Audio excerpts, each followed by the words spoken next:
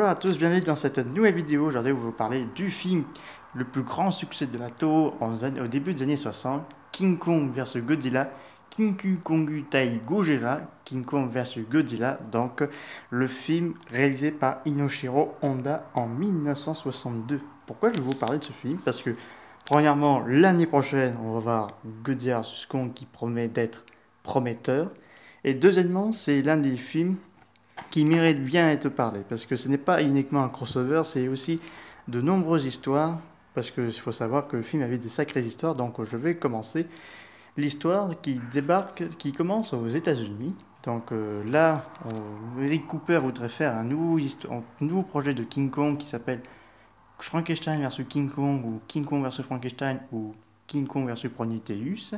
Donc là, il y a un autre réalisateur américain qui va saccarder bébé, c'est George Beck, qui a volé le projet. Il propose ça dans tous les États-Unis d'Amérique, mais les productions ne veulent pas parce qu'il ne veut pas perdre de temps pour un film inutile. Donc là, il se dit, on va aller au Japon.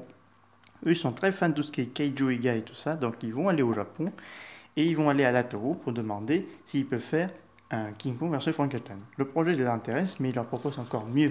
Vous savez, on a un autre kaiju beaucoup plus célèbre. On a Godzilla. Donc, on va réunir Godzilla et King Kong dans un crossover, dans un même film en couleur, pour la première fois pour les deux, pour Godzilla et King Kong qui vont être tournés en couleur. Frankenstein, on le gardera plus tard pour Frankenstein Subaragon 1965 et de sa suite War of Gargantulas 1966, enfin 65 pour Frankenstein. Parce qu'au départ, Godzilla devait affronter Frankenstein juste après King Kong, mais le scénario ressemblait au précédent, donc c'était annulé. Je vous parlerai des projets avortés dans des prochaines vidéos. Donc là ça se passe au Japon, l'histoire. Donc là, c'est un groupe de la télévision appelé Paraceutique qui ont trouvé des baies capables de bien dormir la nuit. Donc ils ont décidé d'aller chercher ces baies. Et une fois arrivé sur l'île, bon, c'est pas Skull Island, ça s'appelle l'île de Faro. Donc là, ils trouvent les fameux baies, mais ils découvrent également un grand singe géant que les habitants de l'île appellent King Kong. Et donc là, ils vont décider, on va ramener King Kong pour faire de la publicité. Et au même moment, au Japon, dans les mers de l'Arctique, un sous-marin américain vient d'heurter l'iceberg que retenait prisonnier Godzilla, qui ce dernier se libère et se dirige vers le Japon. Donc là, les Japonais se disent, là maintenant on a Godzilla qui nous embête. Qu'est-ce qu'on fait? Eh ben, on va amener King Kong à combattre Godzilla pour essayer de nous débarrasser. Mais donc là, il y a eu j'adore le combat entre Godzilla et King Kong. D'abord, la première confrontation et la confrontation finale à Mount Fuji, elle est vraiment super. Surtout la musique Arika Fukube a bien bossé son niveau. Les relations de thème entre Godzilla et King Kong. Donc là, Hiro Nakajima était en Godzilla, mais il ne me rappelle plus qui avait fait King Kong. Donc le film avait rapporté tellement gros que ça fait l'un des plus gros succès de la Toho, notamment au box-office japonais. Et donc qu'est-ce que je voulais dire? Parce que donc là, King Kong a un pouvoir dans ce film. Il y a le pouvoir de l'électricité. Donc vous voyez où Godzilla l'explose sur Kong et Kong n'est plus en état de marche de combattre. Donc là, il y a un éclair qui frappe Kong et que là, il a retrouvé une énergie pour combattre Godzilla. Parce qu'apparemment, Godzilla a un point faible, c'est l'électricité. Or, comme vous savez comme moi, comme dans le premier de Godzilla 54, Godzilla n'avait pas eu ce problème. Donc je ne sais pas pourquoi ils ont mis un Godzilla qui était allergique, personnellement. Parce que si vous regardez aussi Godzilla versus Ebirah, vous verrez aussi que Godzilla a un pouvoir d'électricité. Parce que normalement, dans Ebirah, ça serait King Kong, mais ça n'était pas fait. Et donc là, le film a rapporté gros. C'est là même des Godzilla qui sortaient un peu tard en France. Le film date de 1962, il est sorti en France en 1976, mais le plus tard Godzilla qui est arrivé chez nous, c'est Mothra vs Godzilla qui est arrivé en 1995. Donc là, je vais vous prévenir aussi, parce que il y avait un petit débat qui a gagné dans ce film. On pense, parce que vu qu'il y avait deux versions, je vais vous parler bientôt de cette version américaine qui est un peu bof-bof. Parce qu'on pensait dans la version japonaise, c'était Godzilla qui gagnait, et dans la version américaine, c'était King Kong qui sortait vainqueur. Là, la Toho a annoncé que apparemment, c'était King Kong qui avait gagné dans le film japonais et américain. alors que tout le monde dit ah j'aurais dû Godzilla parce que Godzilla est très bon nageur et King Kong voilà. Donc là je vais vous parler aussi par rapport à Udaku, donc la fameuse grosse pieuvre que Kong affronte. Donc et on avait 4 ont été utilisés pour, pour faire un peu la scène du film. Mais le quatrième est d'aller finir dans l'assiette de Ichisurabaya. Il avait mangé la quatrième pieuvre, mais les 3 autres sont partis. Parce que le personnage de Daku, on verra dans Frankenstein et dans War Gargantuas. Et il faut aussi savoir qu'aussi... non, c'est bon.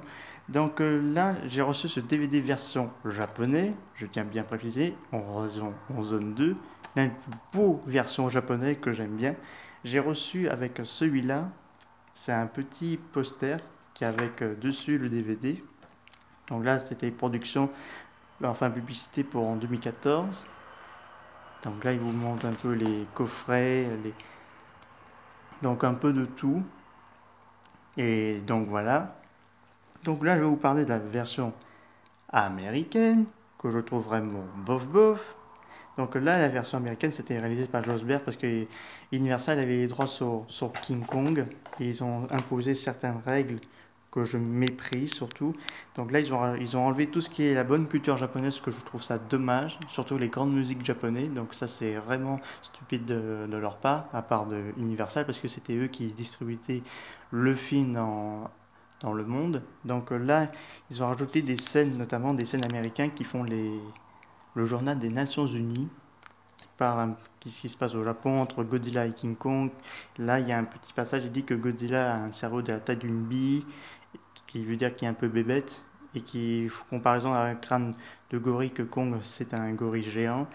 Et donc là, on a également des scènes, comme je vous ai parlé dans la vidéo, les Mystériens, que là, ils ont utilisé le vaisseau des Mystériens comme satellite des Nations Unies, qui est un peu mal fait le niveau trucage de la part des Américains. Et donc là, la musique, ils ont mis de tout ce qui est Wolfman, le lac du monstre noir et tout ça. Du fois, il y a des décalages de musique Ils ont même coupé une bonne partie des combats entre Godzilla et King Kong. Donc là, j'avoue, la version américaine est vraiment pas en bonne chose, personnellement. J'avais acheté ça parce que je pensais que c'était la version japonaise, mais c'était la version américaine qui était vraiment bof bof. Mais par chance, le destin m'a permis de retrouver la version japonaise en meilleure qualité, parce que là vous avez des belles images, tandis que là c'est assez particulier. Pour moi, c'est l'un des pires versions américaines de Godzilla que les Américains ont fait. Je vous parle, si vous voulez, je vous ferai une vidéo qui sont les pires versions américaines, parce que certains sont bons, comme le Godzilla King of the Monsters que j'ai jamais vu, mais apparemment ça promet d'être bien. Mais ça, faire ça en mode dégoûtant, c'est bof quoi.